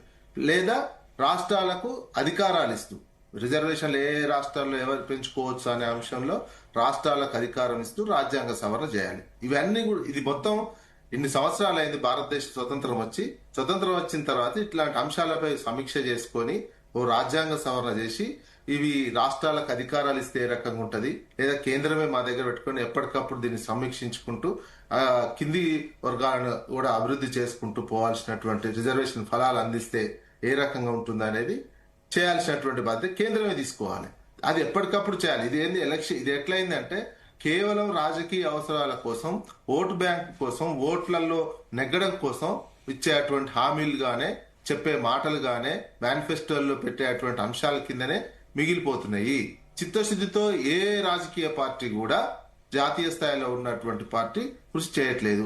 60-70 సంవత్సరాలు పరిపాలించినటువంటి కాంగ్రెస్ కావచ్చు, ఆ తర్వాత పరిపాలించినటువంటి బీజేపీ కావచ్చు, ఈ రెండు దాదాపు స్వతంత్రం వచ్చిన కాంచి ఇతర సీఎంలు వేరే పార్టీ వాళ్ళు ఉన్నటువంటి వాళ్ళు చాలా తక్కువ. ఈ రెండు పార్టీలే పూర్తిగా పరిపాలించినాయి. మరి ఈ 12 సంవత్సరాల నుంచి అయితే స్వీప్ గా వస్తున్నటువంటి బీజేపీ ప్రభుత్వం దేశాన్ని ఎన్నో రకాలుగా మార్పు చేయాలి. అదే విజయ్ గారు సంస్కరణలు తీసుకొద్దామని ఏ రాజకీయ పార్టీ లేదంటే అధికారంలో ఉన్న ఏ పార్టీ ఆలోచించినా కూడా ఒక భయం ఉంటుంది కదా. అంటే ఇప్పటికే రిజర్వేషన్ల అంశంలో ప్రతి ఒక్క కులము లేదంటే ప్రతి ఒక్క సంఘము కూడా పూర్తి స్థాయిలో పాతుకుపోయినటువంటి పరిస్థితి. ఎక్కడ చిన్న అపోహ బయటకు తొలినా, విపక్షాలు ఒక చిన్న కామెంట్ చేసినా కూడా అధికార పార్టీలు తీవ్ర స్థాయిలో నష్టపోయేటటువంటి పరిస్థితి. ఇది అన్ని రాజకీయ పార్టీల బాధ్యత కూడా అవుతుంది కదా. అధికారంలో ఉన్నది ఇయే కదా, మరి అవన్నీ ఉంటాయి. అధికారం చెలాయించడం అంటే, అధికార రాజ్య పరిపాలన చేయడం అంటే ఇవన్నీ సవాళ్ళను ఎదుర్కోవాలండి. మరి ఉత్తుత్తగానే 370 ఆర్టికల్ రద్దు అన్ని చేసేసి ఊరికే క్షణం మీద అన్ని సంస్కరణలు చేస్తున్నటువంటి ఇప్పుడున్నటువంటి కేంద్రంలో ఉన్న ప్రభుత్వము ఇది చేయలేదా? అమెరికాకు లొంగిపోయి యుద్ధాలు చేస్తున్నాం, ఇవన్నీ చేస్తున్నాం అంటున్నటువంటి ప్రభుత్వాలు ఇట్లాంటిది ఏంటంటే ఇప్పుడు పెంచాలనుకో, ఎంత కింది వర్గాలు ఎంబీసీలు ఉన్నటువంటి వాళ్ళకు కూడా రిజర్వేషన్స్ పెంచాలి. ఇది పెద్ద నిర్ణయం, ఈజీ కదా. ఇంకా దేశానికి ఉపయోగపడే నిర్ణయాలు ఇవన్నీ క్షణంలో తీసుకోవచ్చు. కేంద్ర ప్రభుత్వం ఫుల్ స్వింగ్ లో ఉన్నారు కదా, స్వీప్ లో ఉన్న రాజ్యాంగ సవరణ కావాల్సినటువంటి రాష్ట్రాలలో బీజేపీ ఉంది. నీకు ఎంత పెద్ద రాజ్యాంగ సవరణ చేయాలైనా 14-15 రాష్ట్రాల అనుమతి అవసరమైతే ఆ 15-20 రాష్ట్రాలలో వాళ్ళే అధికారులు ఉన్నారు. రాజ్యాంగ సవరణ కావాల్సిన పార్లమెంట్ లో మెజారిటీ ఉన్నది. ఎన్నో చేయాల్సినటువంటి బాధ్యత కూడా ఉండే అవన్నింటిని విస్మరించారు. 50% రిజర్వేషన్ పెంచాలని సుప్రీంకోర్టు ఇచ్చింది. దాన్ని రాజ్యాంగ సవరణ చేసి దాన్ని అవసరమైన శాతాలు పెంచుకోవచ్చు, లేదా దానికి రాజ్యాంగ సవరణ చేసి రాష్ట్రాలు ఎంతైనా పెంచుకో, జనాభా తగ్గట్టు ఎవరిది దామాష ప్రకారం వాళ్ళకి రిజర్వేషన్ ఇచ్చేయచ్చు అని రాష్ట్రాలకే అధికారం ఇచ్చేయచ్చు కేంద్రం. ఇచ్చేస్తే అదైపోతుంది. అది ఆ పని ఇంత పెద్ద సంస్కరణ, ఎందుకంటే మన విభిన్న కులాలు, మతాలు, భాషలు ఉన్నటువంటి ఇట్లాంటి పెద్ద దేశానికి అట్లాంటి సంస్కరణ అవసరం. 70 ఏళ్ల తర్వాత ఒక సంస్కరణ చేసి ఇంకా కింది స్థాయిలో ఉన్న కేవలం కొంతమంది మాత్రమే ఈ ఫలాలు అనుభవించారు, కింది వాళ్ళకు కూడా వెళ్లాల్సినటువంటి బాధ్యత తీసుకోవాల్సిన, అభివృద్ధి చేయాల్సినటువంటి సామాజికంగా, ఆర్థికంగా, రాజకీయంగా, ఇక విద్యా ఉద్యోగాల్లో ఇవన్నిట్లలో చేయాల్సిన దాన్ని గుర్తించి కేంద్ర ప్రభుత్వమే చేయాలి. 60 సంవత్సరాల నుంచి కాంగ్రెస్ పార్టీ ఆ రకమైనటువంటి పరిపాలన చేసి ఇట్లాంటి సంస్కరణ తీసుకురాలేదు. ఇప్పుడు ఇంకా వీళ్ళు రాజ్యాంగ సవరణ చేసే పూర్తి అధికారం ఉన్నది. ఎట్లాంటి రాజ్యాంగ సవరణకైనా ఇబ్బంది లేనటువంటి బలము ప్రస్తుతం ఉన్న అవసరం లేదని పెట్టారు. ఎలక్షన్ కమిషన్ అదే చేశారు. ఇతర సంస్కరణలు ఏమో వాళ్ళకి అవసరం ఉన్న రాజకీయ సంస్కరణలు వేగంగా చేస్తున్నారు. అసలు ఎలక్షన్ కమిషనే వాళ్ళ చేతిలో పెట్టుకున్నటువంటిది. అదేవిధంగా ఫిరాయింపులకు సంబంధించి కూడా పెద్ద సంస్కరణ చేయొచ్చు. ఫిరాయింపులకు సంబంధించి ఎమ్మెల్యేల ఫిరాయింపులు, ఎంపీల ఫిరాయింపులు, పార్టీల విలీనానికి సంబంధించినటువంటిది రాజ్యాంగ సవరణ చేసి ఇమ్మీడియట్ గా సభ్యత్వం కోల్పోయేటువంటి చేయొచ్చు. ఇట్లాంటి సంస్కరణలు చాలా ఉన్నాయి. అట్లాంటివన్నీ వదిలిపెట్టి కాశ్మీర్ చేశారు, ఇంకా కొన్ని చేశారు. అవేమో బిల్లు పెట్టి ఆ రాజ్యాంగ సవరణకు సంబంధించి ఈ రోజు పార్లమెంట్ లో బిల్లు పెట్టి ఈ రోజే ప్రతిపక్షానికి కనీసం సమాచారం ఇవ్వకుండా కూడా రాజ్యాంగ సవరణలు చేసినటువంటి చరిత్ర ఈ 12 సంవత్సరాల కాలంలో చోటు చేసుకున్నాయి. ఇవన్నీ విస్మరించినటువంటిది. ఇప్పటికైనా ఇక్కడ ఫిరాయింపులది ఉంది ఎగ్జాంపుల్. రాజ్యాంగ ఇప్పుడు అసెంబ్లీ, సుప్రీంకోర్టు ఆ రకంగా అంటుంటే ఇంకా ఇక్కడ కాంగ్రెస్ అధికారం ఉంది. కాంగ్రెస్ పార్టీ కూడా ఇక్కడ ఒక అధికారం ఉన్నప్పుడు ఒక తీరుగా వ్యవహరిస్తుంది. ఇప్పటికి కూడా ఇప్పుడు నిన్న మనం బీహార్ లో ఓట్ చోరుతో గెలిచినామని కాంగ్రెస్ వాళ్ళు నిత్యం అంటున్నారు. మరి జూబ్లీస్ ఏంటంటే మరి అధికారంలో ఉన్నప్పుడు ఎన్నికల కమిషన్ అంతా అట్నే సహకరించినటువంటిది వస్తుంది కదా, అదే వస్తుంది కదా, ఓట్ చోరుతో గెలిచినటువంటి. అందుకే ఒక చిత్తశుద్ధిగా అనిపించట్లేదు.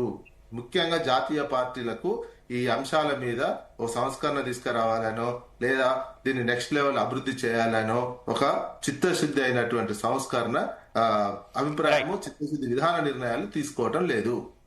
రైట్.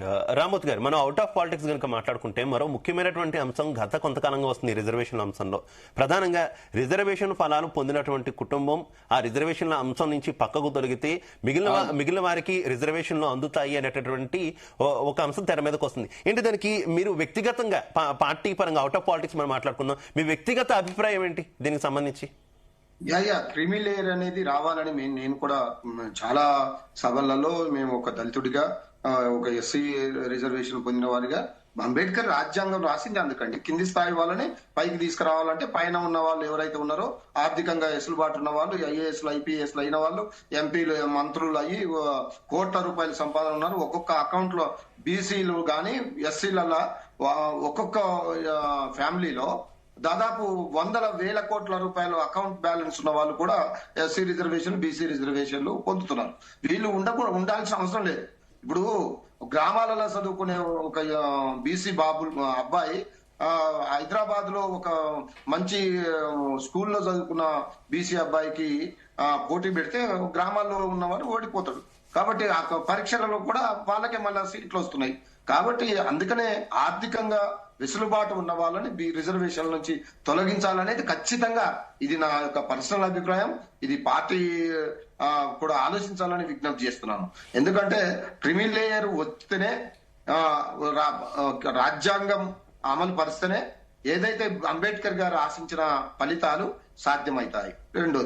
మూడోది ఇప్పుడు నేను ఇంతకుముందు చెప్పినట్టు బీసీ రిజర్వేషన్లు చెయ్యాలి అనుకోని చిత్తశుద్ధి ఉంటే 24 గంటల్లో, ఇప్పుడు విజయ్ కుమార్ గారు చెప్పినట్టు 24 గంటల్లోనే మొత్తం ఆ ప్రక్రియ కూడా చేయొచ్చు. కానీ చెయ్యాలనే తలంపు అటు బీజేపీకి లేదు, పోరాడాలనే చిత్తశుద్ధి కాంగ్రెస్ పార్టీకి లేదు. 130 మంది ఎంపీలు ఉన్నారు. ఏం పార్లమెంటు ముట్టడి చేసి ఖచ్చితంగా దీని మీద చర్చ పెట్టాల్సిందే, ఇగో రాజ్యాంగ సవరణ చేయాల్సిందే అని చెప్తే కాదండి, కాంగ్రెస్ ఎందుకు ఆ పని చేయలేకపోతుంది? ఈవెన్ కాంగ్రెస్ వాళ్ళు ఇక్కడ నుంచి ముఖ్యమంత్రి పోయి జంతర్ మంతర్ దగ్గర ధర్నా చేస్తే కూడా ఆ ధర్నాకు ఖర్గే వస్తా అన్నారు, ఆయన రాలేదు. రాహుల్ గాంధీ గారు వస్తా అన్నారు, ఆయన రాలేదు. అంటే వీళ్ళకి చిత్తశుద్ధి లేదండి, వీళ్ళకు లేదు, వాళ్ళకి చేయాలనే ఆలోచన లేదు. బీసీలకు మేము ఏదైనా చేస్తామన్న బీజేపీ మరి ఎందుకు దీనికి చొరవ తీసుకోవడం లేదు? చొరవ తీసుకోవాల్సిన అవసరం ఉన్నదా లేదా? వాళ్ళు గుండె మీద చేసుకొని చెప్పాల్సిన అవసరం ఉన్నది. మేము తెలంగాణ వెళ్తాం, తెలంగాణలో మొత్తం మేమే నెంబర్ 1 నెంబర్ 2 మేమే అన్నారు. అర్థమైపోయింది. ప్రతిపక్షమే బీఆర్ఎస్ పార్టీ రేపు ప్రజలకు అన్ని రకాలుగా ముందుపడే సంస్థ అని ప్రజలు తేల్చారు. మీరు ఎన్ని కుట్రలు చేసినా, ఎన్ని కుతంత్రాలు చేసినా, ఇద్దరు తోడు దొంగలై మీరు బరిలో దిగినా అందరూ అర్థమైపోయింది బీఆర్ఎస్ పార్టీ ప్రత్యామ్నాయం. ఈ తెలంగాణ ప్రజలకు బీఆర్ఎస్ పార్టీ శ్రీరామ రక్ష అని ప్రజలు తేల్చారు. కాబట్టి మీరు ఎన్ని కుట్రలు చేసినా, మీరు ఎన్ని కుతంత్రాలు చేసినా, ఇట్లా బీసీ రిజర్వేషన్లు అనే అంశాన్ని మీరు నోరు మీరు మాట్లాడాలంటే, ఆ విషయం మీద మీరు ఖచ్చితంగా చిత్తశుద్ధి ఉండాలంటే వెంటనే మీరు పార్లమెంటు సమావేశం పరచండి, వెంటనే అక్కడ రాజ్యాంగ సవరణ చేయండి. వెంకటరెడ్డి గారు ఏమాన్సరిస్తారు? వెంకటరెడ్డి గారు ఏమాన్సరిస్తారు? ఈ రాష్ట్ర రాజకీయాలు చాలా సున్నితంగా ముందుకు పోతాయి. ఇప్పుడు ఒకటి, ప్రాంతీయ పార్టీలు, కుటుంబ పార్టీలు ఒక కులం మీద ఆధారపడి దేశంలో నడుస్తున్నవి. తెలంగాణలో అట్లాగే నడుస్తుంది. ఆ కుటుంబం నుంచి 8 మంది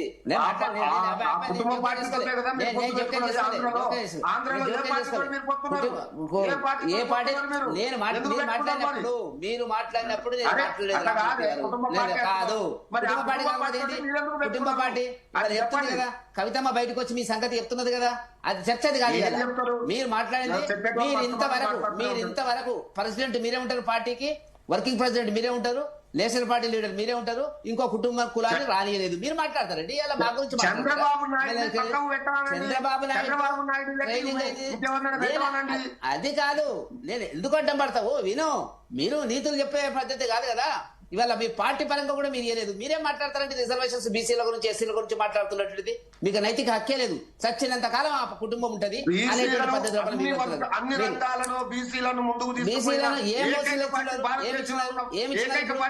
మీరు ఓడిపోయి మధ్యన ఎందుకు మాట్లాడతారు? రామూర్తి గారు మధ్యన ఎందుకు మాట్లాడతారు? మీరు ఇచ్చింది ఏముంది? మీరు తీయండి, ఒక సామాజిక వర్గంలో ఎంత శాతం ఉన్నారు, ఎంత ఇచ్చినారు, మీరు కూడా మీకు మీ పార్టీకి నాయకులు ఉన్నటువంటి పరిస్థితి అవన్నీ చర్చపెట్టండి. మొత్తం కుటుంబం మెయిన్ కాదు. కవిత అంటుంది ఇవాళ, మేమంటలేము, కవిత అంటుంది బయటకు వచ్చి.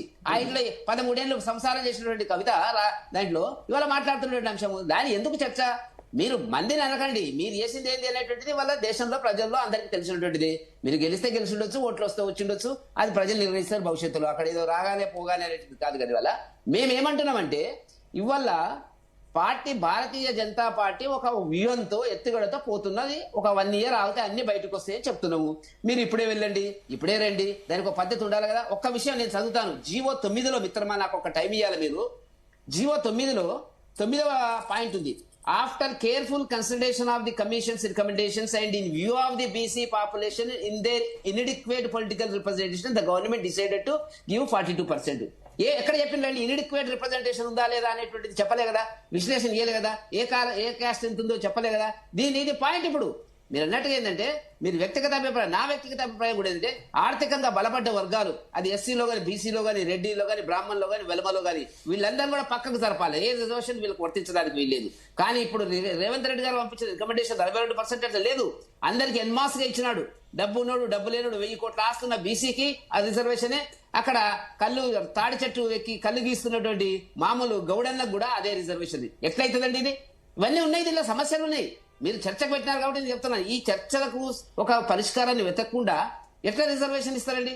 కేంద్ర ప్రభుత్వం ఇయ్యలేదు గుడ్డిగా కాదు అది. కాబట్టి దేశంలో ఆర్థికంగా బలపడ్డ వాళ్ళు హైదరాబాద్ సెంట్రల్ స్కూల్లో చదివిస్తాడు.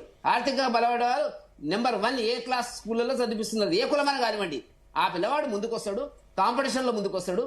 ఊర్లో, పల్లెటూరులో, జిల్లా పరిషత్ స్కూల్లో, ప్రైమరీ స్కూల్లో చదివేవాడు వెనుకబడిపోతాడు. అదే కులము. కాబట్టి తప్పకుండా దీని మీద చర్చ జరగాలి. ఊకనే ఇయ్యలేదు 42% అంటే ఎట్లా వస్తుందండి? ఇంకొకటి, రిజర్వేషన్ అనేటువంటిది కాల పరిమితి కూడుకున్నటువంటివి. ఎప్పటికప్పుడు ఎక్స్టెండ్ చేస్తూ వస్తున్నారు. సరే చేయాలి, వాళ్ళు వెనుకబడ్డారు కాబట్టి, ఇంకా ఆర్థికంగా మనం అనుకున్నటువంటి సామాజికంగా, ఉద్యోగాలలో, రాజకీయాలు రాలేదు కాబట్టి ఇవ్వాలా. అదేం పర్మనెంట్ సొల్యూషన్ కాదు దేశంలో. కాబట్టి ఎంతకాలం ఉంటుంది?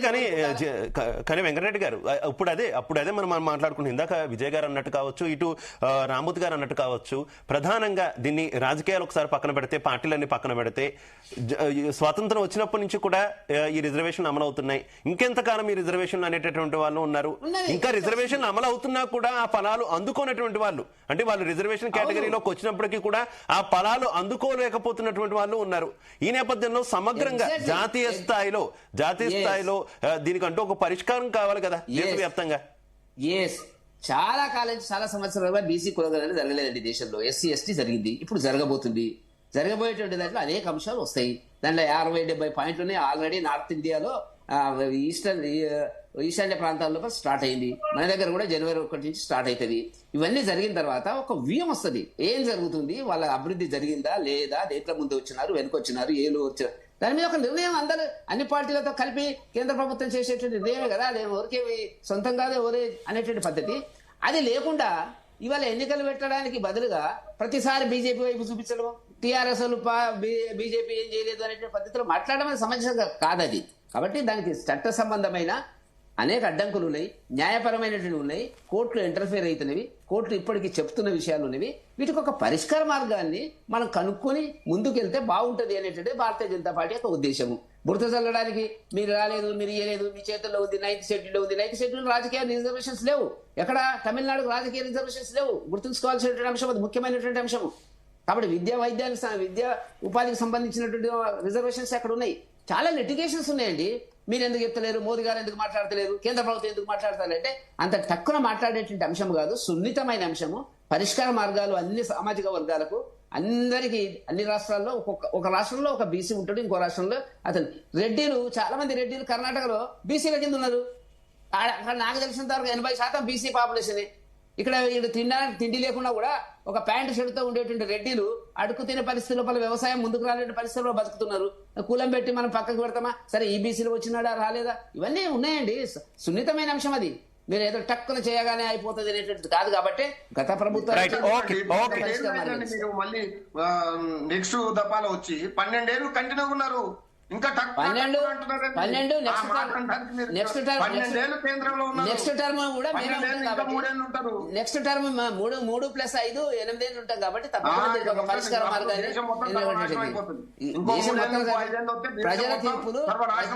ప్రజల తీర్పులు గౌరవించడం నేర్చుకోవాలి మీరు. ప్రజల తీర్పు వెంకటరెడ్డి గారు, జితేందర్ గారు కంక్లూడ్. చూడండి, రాష్ట్రం అంటే చిత్తశుద్ధి ఉండాలి. ఇక్కడ బీజేపీ వారికి 8 సీట్లు ఇచ్చింది ఈ రాష్ట్రం, 2 మంత్రులు, కేంద్ర మంత్రులు. మరి ఇంతకుముందు గడిచిన 10 సంవత్సరాలల్లా పక్క రాష్ట్రం చూసి నేర్చుకోవాలండి మనం. ఇంకా చాలా, నేను ఎన్నోసార్లు అఖండ ఆంధ్రప్రదేశ్ ఉన్నప్పుడు రాష్ట్రం అంతా, నాకు 42 ఏళ్ళు ఈ రాజకీయంగా, నేను INTC రాష్ట్ర అధ్యక్షుడు ఉన్నప్పుడు అంతా రాష్ట్రం అంతా తిరిగేటోని నేను. పక్క రాష్ట్రంలో చూడండి మంత్రులు ఏ విధంగా దాన్ని డెవలప్ చేసుకున్నారో అక్కడ. ఈ రోజు చూడండి విభజన హామీలు తీసుకోలేకపోతున్నాం. ఇప్పుడు బీసీ రిజర్వేషన్ ఉంది, సరే, మాకు అపాయింట్మెంట్ మేము చేయలేదు. మీరు బీసీల మీద ఉన్నటువంటి 2 మంత్రులకు చిత్తశుద్ధి లేదా అండి? ఇక్కడ ఈ రాష్ట్రంలో బీసీలు బాగుపడాలి, బీసీలకు రిజర్వేషన్ కల్పించాలన్నట్టుగా 2 కేంద్ర మంత్రులు ఉన్నారు కదండి. ఇక్కడ 4 ఎంపీలు ఉన్నారండి. ఆగండి వెంకరెడ్డి గారు, ఆగండి, మీకు చెప్పకపోవడం ఏంటండి?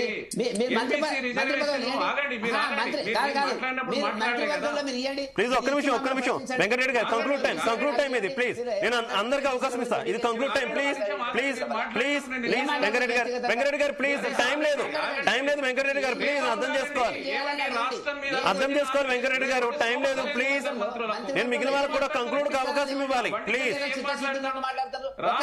వెంకటరెడ్డి గారు ఒక్క నిమిషం, నేను మీకు తగినంత సమయం ఇచ్చా. ప్లీజ్ వెంకటరెడ్డి గారు ప్లీజ్. వెంకటరెడ్డి గారు please. Please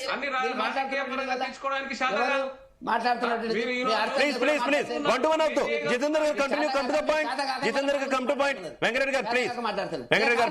conclude time Venkatareddy గారు, ఇది వెంకటరెడ్డి గారు కంక్లూడ్ టైం. లాస్ట్ లో ఇట్లా వద్దు ప్లీజ్. మీరు ఆగాలి. జితేందర్ గారు 1 minute లో కంక్లూడ్ చేయండి. జితేందర్ గారు 1 minute లో కంక్లూడ్ చేయాలి. జితేందర్ గారు ప్లీజ్. ప్లీజ్ వెంకరెడ్డి గారు. 20 మంది ఇచ్చారు. ఎలా మాట్లాడతారు? మీద మాట్లాడాల్సిన అవసరం వెంకరెడ్డి గారు ప్లీజ్ ప్లీజ్. పదవులకే ఆశపడి పదవుల మీద మీరు కాదు, ఇద్దరు మీరు. మంత్రులు కేంద్రం వంత పాడుతుండ్రు. ఒక పెద్ద కుటుంబ పార్టీ. ఎన్ని రోజులలో వచ్చిందండి? మీరు ఒక పెద్ద ప్రాంతం. జితేందర్ గారు మీరు పాయింట్ కి రావాలి, టైం లేదు. నేను వేరే ప్యానలిస్ట్ దగ్గరికి వెళ్తాను మరి. ప్లీజ్ ప్లీజ్ జితేందర్ గారు come to the point, come to the point. Jitender గారు కమ్ టు పాయింట్. అపాయింట్మెంట్ అని తీసుకుపోయి ఎందుకు మా వైపు ఎందుకు చూపిస్తున్నారు? మీరు ఏం చేస్తారో చెప్పండి. ఎందుకు చేత కాదు. తీసుకురాలేదు? ప్లీజ్ వెంకటరెడ్డి గారు, వెంకటరెడ్డి గారు ప్లీజ్. లేదా మీకు? చేత కాలేదు. మమ్మల్ని అడిగించిరా? మీరు ఏమండి? మమ్మల్ని అడిగించిరా? మీకు చేత ఇది కరెక్ట్ కాదు. దయచేసి ఇద్దరు అర్థం చేసుకోవాలి. దయచేసి ఇద్దరు అర్థం చేసుకోవాలి. ఇది కరెక్ట్ కాదు. ఇది మిగిలిన వరకు నేను అవకాశం వారు కంక్లూడ్ కి ప్లీజ్. టైం లేదు ప్లీజ్. పద్ధతి కాదు. మీరు ఈ పద్ధతి కాదు. మీరు వినాలి. వెంకటరెడ్డి గారు, వెంకటరెడ్డి గారు ఒక్క నిమిషం. వెంకటరెడ్డి గారు ఒక్క నిమిషం. వెంకటరెడ్డి గారు ఒక్క నిమిషం ప్లీజ్. రాయండి. ఎక్కడ అసెంబ్లీ వెంకటరెడ్డి గారు ఇది కరెక్ట్ కాదు. వెంకటరెడ్డి గారు, వెంకటరెడ్డి గారు ఓపికగా వినాలి. వెంకటరెడ్డి గారు ఒక్క నిమిషం ప్లీజ్. కంక్లూడ్ టైం మనకి టైం లేదు, టైం లేదు. నేను క్లోజ్ చేయాల్సి వస్తుంది ఎవరి దగ్గర కంక్లూడ్ తీసుకోకుండా ప్లీజ్. ఎవరికైనా మీ తప్పులు మీరు ఒప్పుకోండి. ఒకటే రాష్ట్రం అంటే క్షమాపణ చెప్పండి తెలంగాణ ప్రజలకు. ఇప్పుడే చేస్తామని చెప్తున్నాం కదా. దానికి ఎంబీసీ రిజర్వేషన్ ఎన్ని రోజులలో చేసిండ్రండి? ఎంబీసీ మీకేం బాధ? అది అన్ని 100 పార్టీలు ప్లస్ సమిష్టంగా అన్ని పార్టీలు రైట్, ఓకే.